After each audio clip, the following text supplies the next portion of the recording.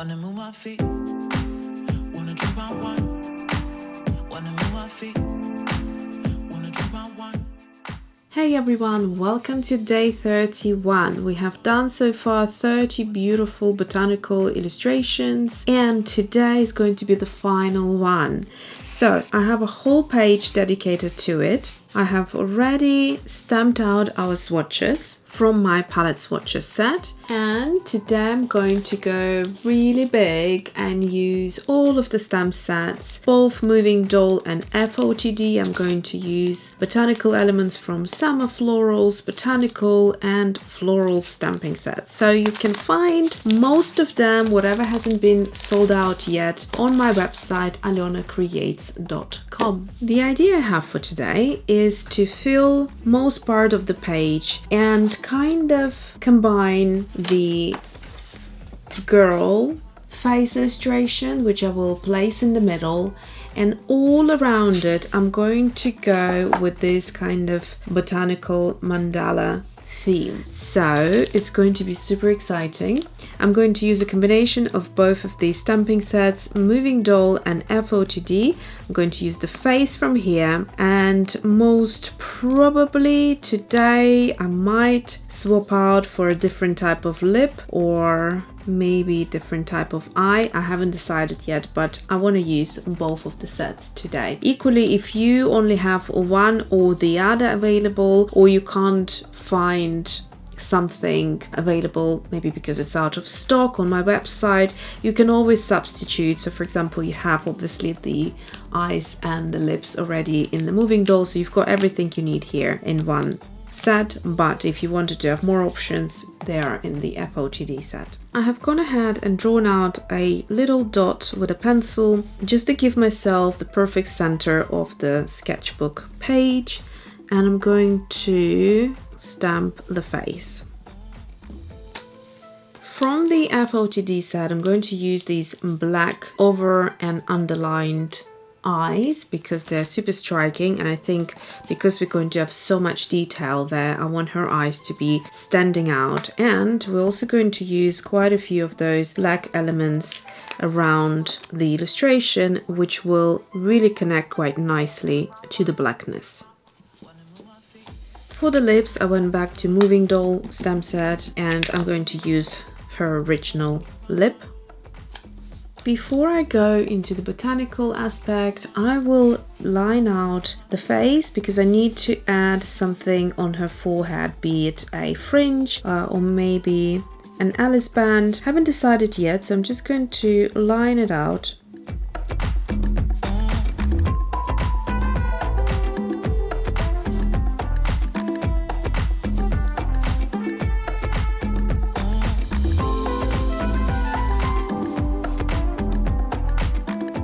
I will fill in her eyeliner with a black 0.5, making sure everything is waterproof, of course.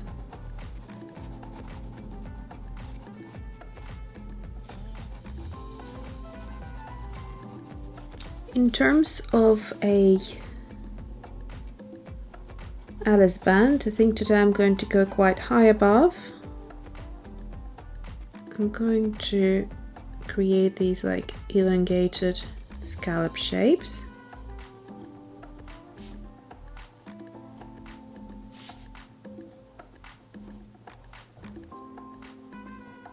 And then going to fill in Alice band with the black liner the same way as I've done with the eyeliner. Or actually what would work faster is Posca,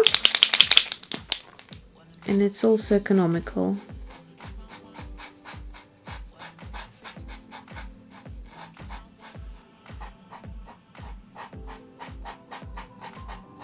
Now onto the eyebrow.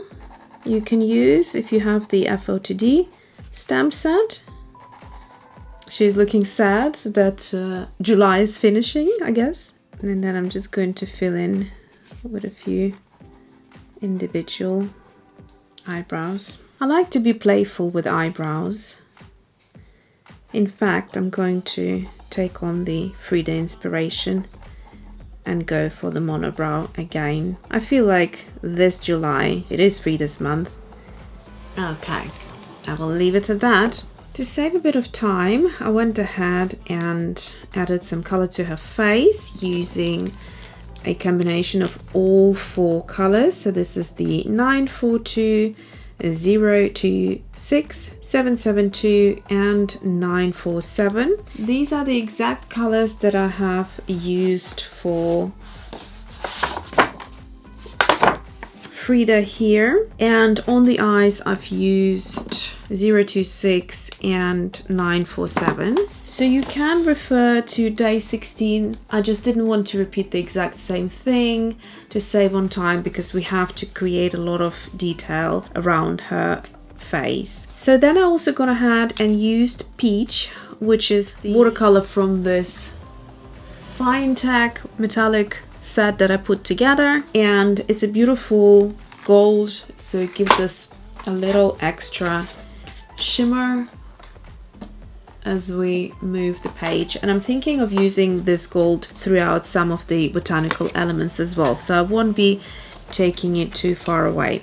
So for the lip, I'm going to go for a bright red watercolor. Now I'm going to go into botanicals and use anything from these 3 sets. So I have a abundance of possibilities, and as always I like to start with a large-ish element.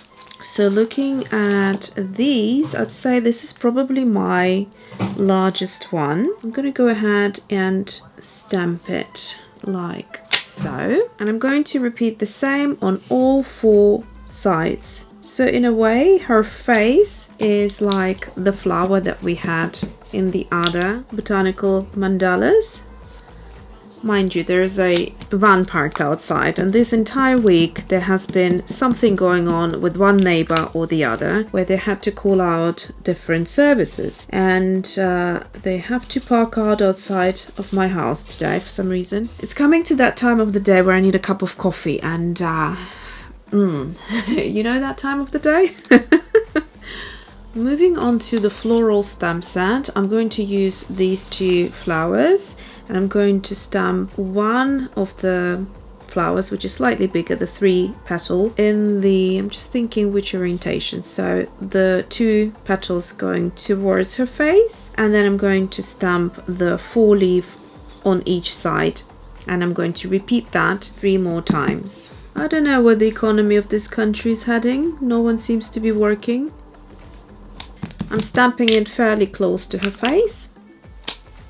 Alright, so I managed to pop it outside, and it seems that we're dealing with a real imbecile. So we're going to continue, and do excuse if there is any sudden noise that is coming from outside. I closed the window, but you can hear it quite a bit. So I'm going to use this element from the Summer Florals, and I'm going to add it into this area between the flowers on each side. Also from the same set, I'm going to use this element next, and I'm going to apply it on each side of this element that I've just stamped.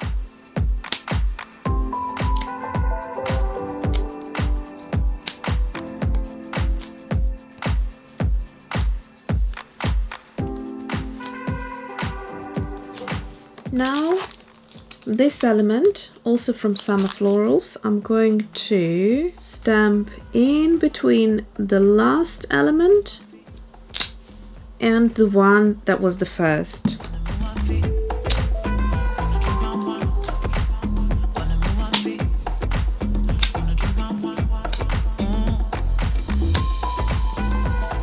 Now moving on to this element here, I'm going to stamp it in a few areas.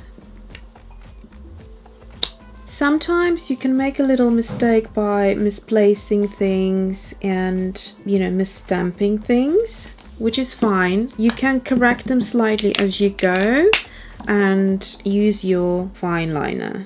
That will be your time to kind of navigate things. So I made a little bit of a mistake here and there. As my final element, I'm going to stamp this largest out of the 5 flowers on both sides to finish the mandala, and I really like the shape that it's taken. Okay, get your liner ready. I'm gonna go make myself a nice cup of coffee because it's much needed, and we're going to start lining out. With a fine line, I'm going to start lining things out, and like I said before, try to correct something if it is overlaid. And by correcting, I mean certainly layering things underneath. So if this is our first element and the other one is stamped over it, I'm going to, so let me show it to you here. So here's the leaf.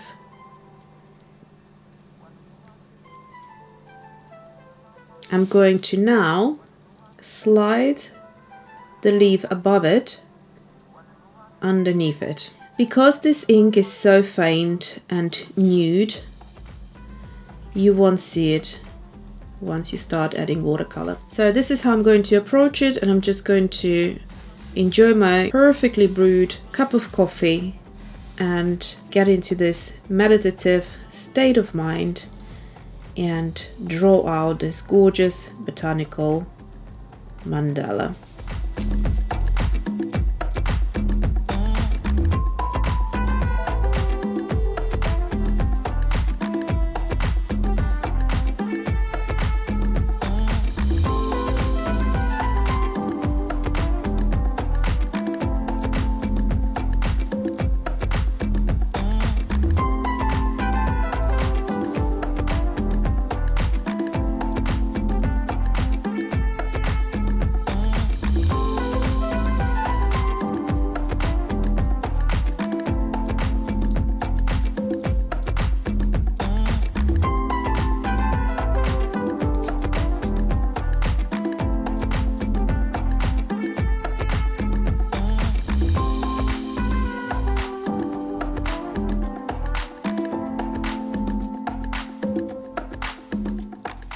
A little while later, we're now going to swap to 05 and fill in all of these berries first of all.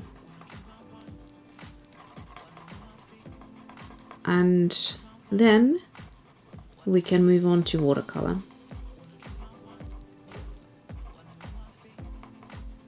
Next, I'm going to use this beautiful gold that I used in her hand. And I'm going to only apply it into these wispy leaf elements.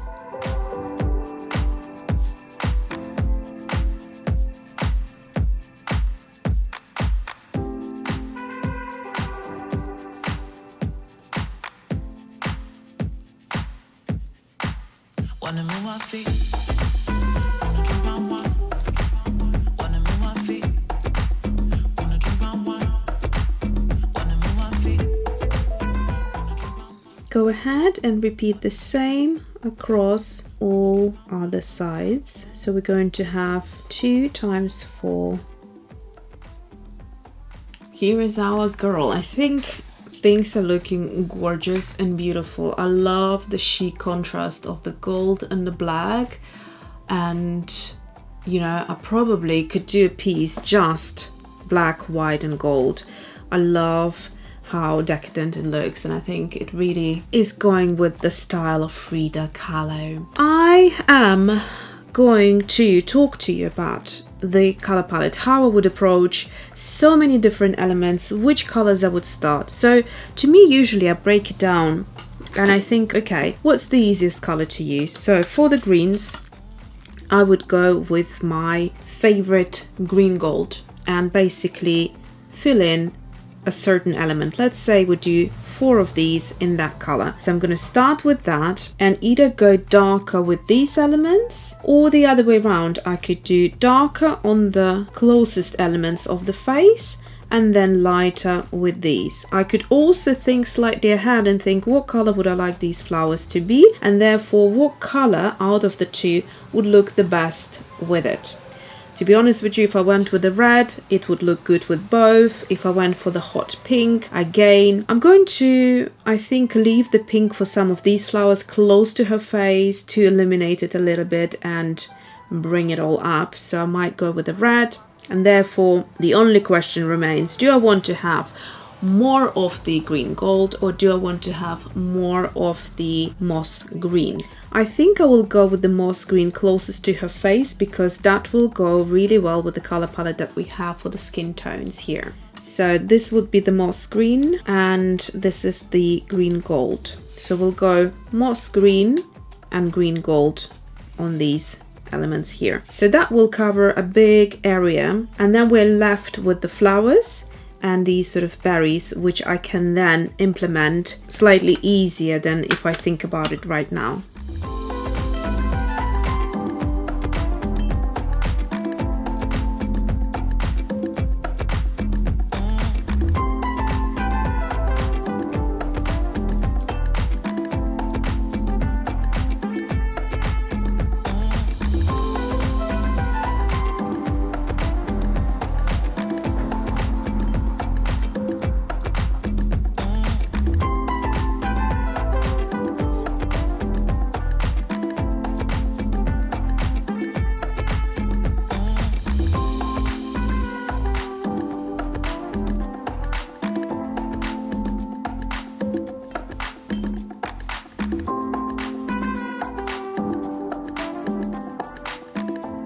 Now it's time to go to our green gold and add a little bit more zestiness. Love this color, gorgeous.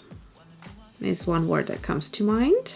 I'm going to create a nice puddle here, and from the puddle I'm going to add it into the other leafy greens.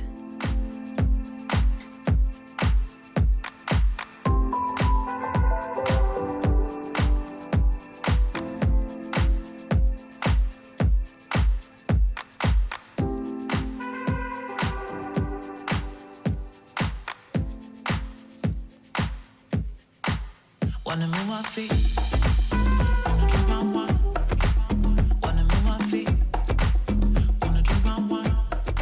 It's the next day. I had to stop filming yesterday because there was first the lighting situation, then there was so much noise outside of my house, so it just wasn't working out in the end. So I decided to take a break and come back today with fresh energy and finish it, because I'm loving this piece so much. I wanted to have the perfect ending. Also, I have decided to put my hot pink bracelet to celebrate opera pink as the color of the month. Truthfully and honestly, it really has been a solid color throughout the entire month. We have used it in day 3, day 6, day 8, and day 11, day 14, day 16, day 19, 21, 24, and here is just every day: 25, 26, 27, 28, 29, 30 and 31. So this color has been so prominent in the entirety of the watercolor month. Now let's continue with opera pink, and I'm thinking of adding it somewhere here. Haven't fully decided yet, but I think I'm going to create like an ombre where I use other colors to mix it in with. We're going to start with these 4 flowers that are nearest to her face. So I'm going to start with the opera pink, and I'm going to load it up in the corner of the petal first. Wanna move my feet. And I will move on to the next flower.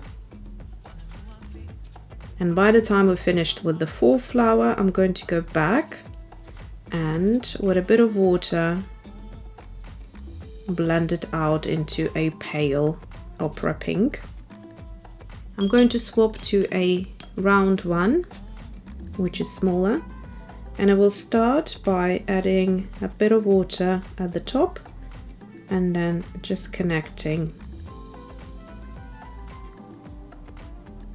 with fine lines towards the saturated opera pink. That way you have a little bit of control and the opera pink doesn't just shoot through and kind of blending. It will be a soft blending. If you want to control it a bit more, just dry your brush out and just lift some of the opera pink. And you can continue doing that with all of the petals.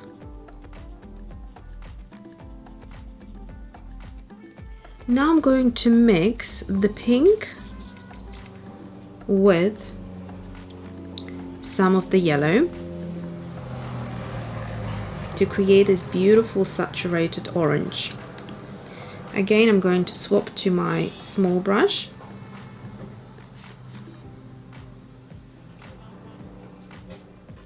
and do exactly the same, loading the color mostly on the tip of the petal, doing every flower, or you can do them in groups. You can do maybe 4 flowers first and then do the other 4 next, because there's 8 altogether of them.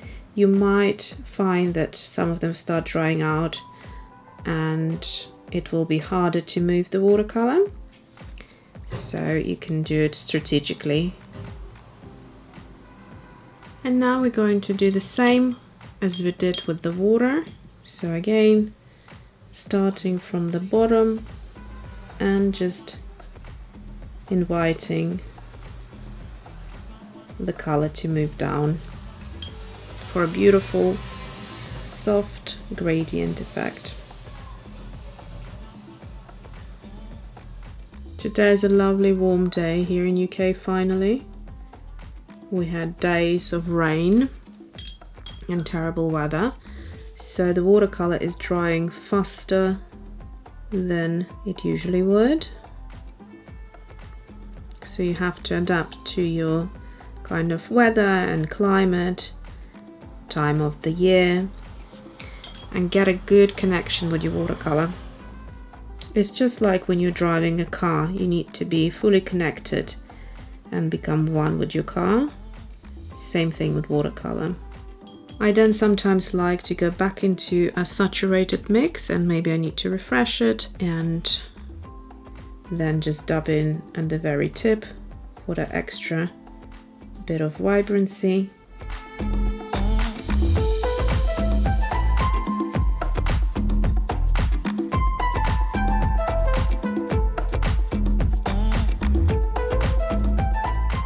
If you find that some of them have already dried, then you can just go ahead and soften the very tip of it and repeat on the other 4. Now to continue with the balanced color palette, we're going to go into the yellow,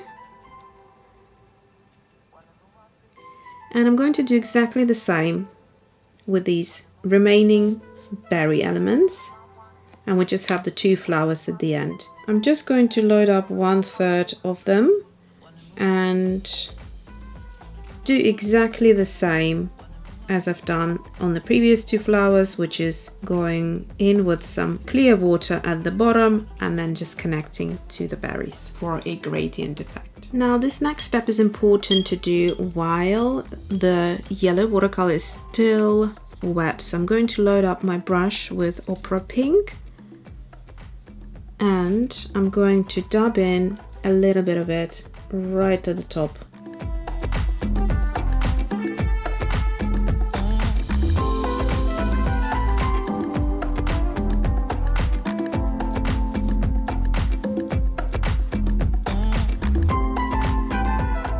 And it will run in beautifully into your berry. Just have a look if you might need to build up some of it in some of the elements. And I'm going to now set it all, dry it, and see if I need to add anything else, and then we can carry on with these 2 flowers. Notice how beautifully it all dries. Not all of them are dry, but I will show you in the close-ups later how a gorgeous natural ombre we get from this technique. I'm quite happy with the way it looks, so I'm going to move on to the final flower, which is going to be red. And I'm going to have a really saturated mix. With this red, I like to load it on as full as I can. I'm trying to remember what lip color I used. Was it the same red or was it the darker red? I think it was the same red.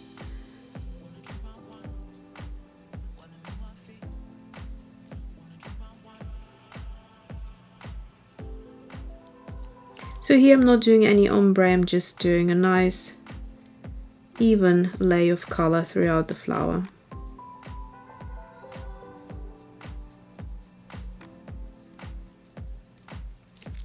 And repeat on this side.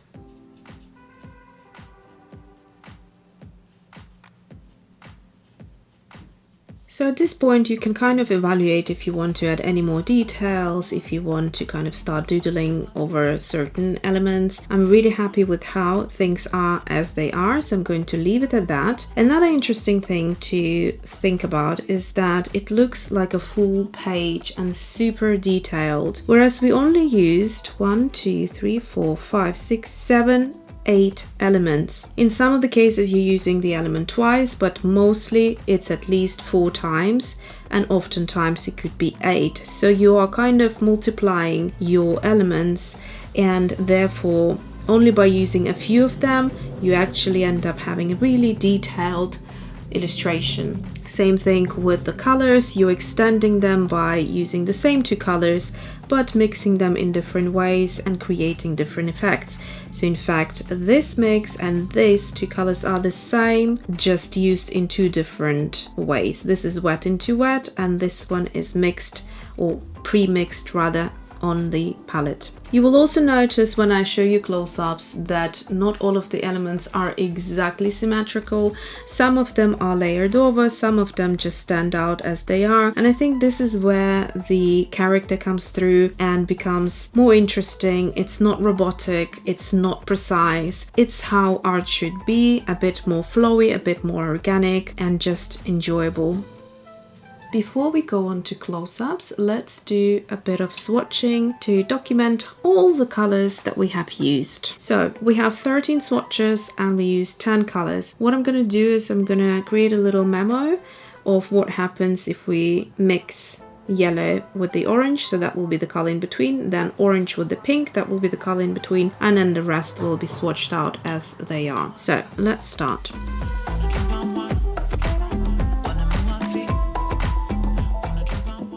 So I'm going to mix up that orange and then the color in between.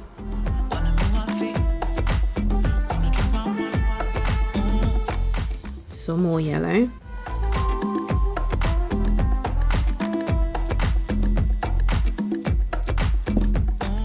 And now more pink into the orange.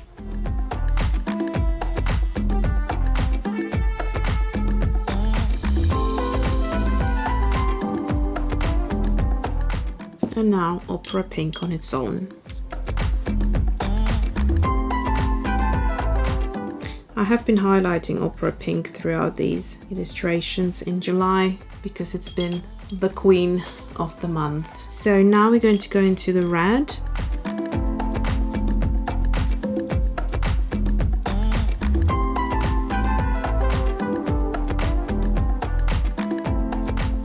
The next one I want to be gold, so I'm going to leave space for the gold and carry on with the greens.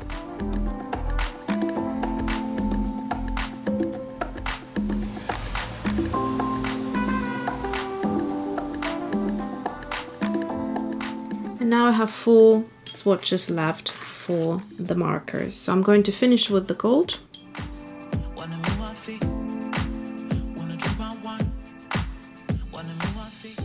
Now let's go ahead and swatch the Tombow markers. I'm just going to bring it about 2/3 down the swatch line.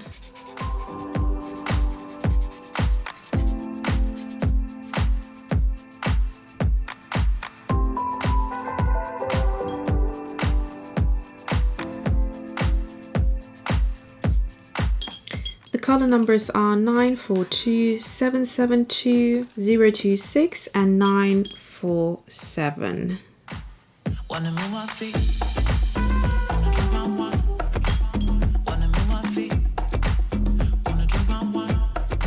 If you're new to Tombows, just make sure you get the ones that are not alcohol based, but the ones that are water based. That is it. How beautiful is she? I'm loving her. I had something in my mind similar to this, but to be honest with you, it came out better than I envisioned it, and she's gorgeous. And I think what a beautiful way of finishing watercolor month with Frida in the focal point.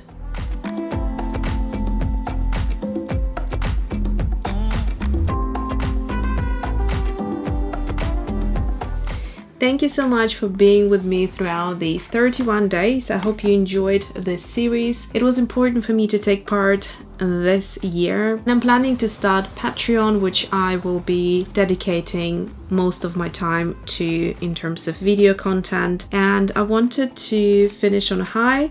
Not to say that I won't be creating at all for YouTube, but it will be quite minimal. I'm hoping to build a community there that will allow us to enjoy things without certain negative aspects that you can find on YouTube, and just be on the same wavelength. And that is it. I haven't figured out completely everything yet, what tiers I will be offering exactly, but that is the plan so far. Thank you so much for all of your support and the fact that you continue to support me. And I will be popping on here when I can, and that is it.